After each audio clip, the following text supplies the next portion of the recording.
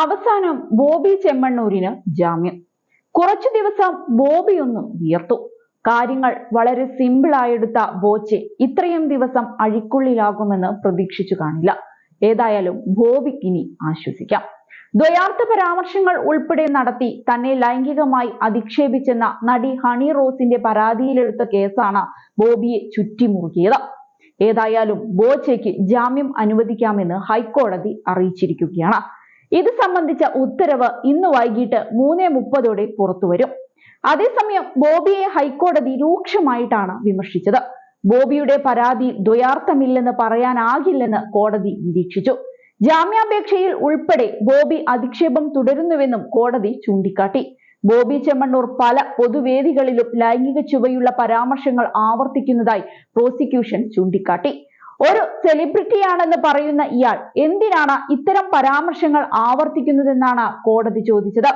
ബോബി ചെമ്മണ്ണൂർ ദ്വയാർത്ഥ പരാമർശങ്ങൾ നടത്തുന്നതും ഫലിതമെന്ന മട്ടിൽ ലൈംഗിക ചുവയുള്ള കമന്റുകൾ പറയുന്നതുമായ വീഡിയോകൾ കോടതി പരിശോധിച്ചിരുന്നു.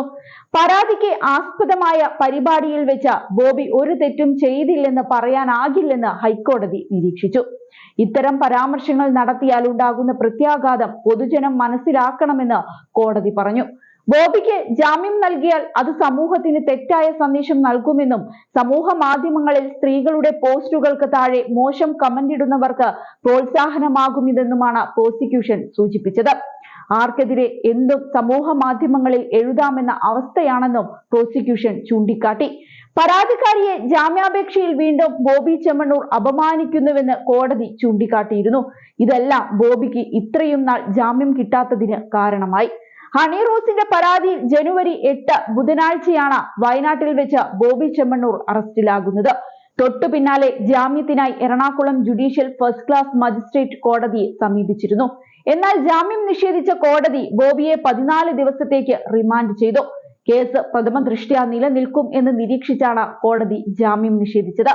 ബോബി ചെമ്മണ്ണൂരിന് എതിരെയുള്ള പരാതി ഗൗരവമുള്ളതാണ് എന്നും ജാമ്യം നൽകിയാൽ പ്രതി നാടുവിടാനും സാക്ഷികളെ സ്വാധീനിക്കാനും സാധ്യതയുണ്ട് എന്നുള്ള പോലീസ് വാദം കോടതി അംഗീകരിച്ചു.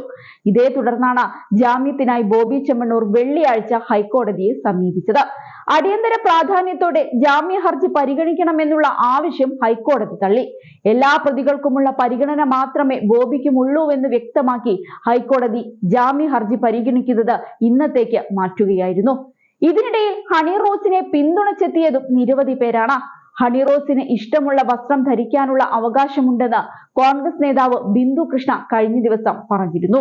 അതേസമയം ചാനൽ ചർച്ചയ്ക്കുള്ളിൽ തന്റെ വസ്ത്രധാരണത്തെക്കുറിച്ച് മോശമായി സംസാരിക്കുന്നുവെന്നും ഇത് തന്നെ വിമർശിക്കാൻ മറ്റുള്ളവർക്ക് പ്രചോദനമാകുന്നു എന്നും ചൂണ്ടിക്കാട്ടി നടി ഹണി റോസ് രാഹുൽ ഈശ്വറിനെതിരെ പരാതി നൽകിയതും ശ്രദ്ധേയമായി.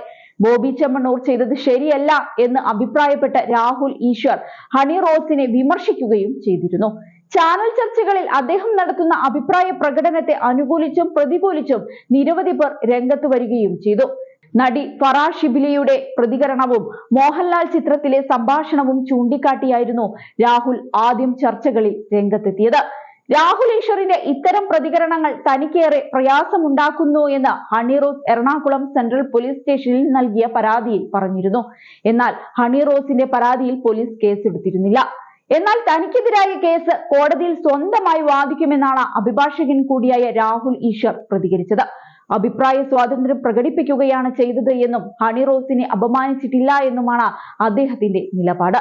അതിനിടെ ബോബി ചെമ്മണ്ണൂരിന്റെ അവസ്ഥ വരാതിരിക്കാനുള്ള മുൻകരുതലും രാഹുൽ ഈശ്വറിന്റെ ഭാഗത്തു നിന്നും ഉണ്ടായിരുന്നു.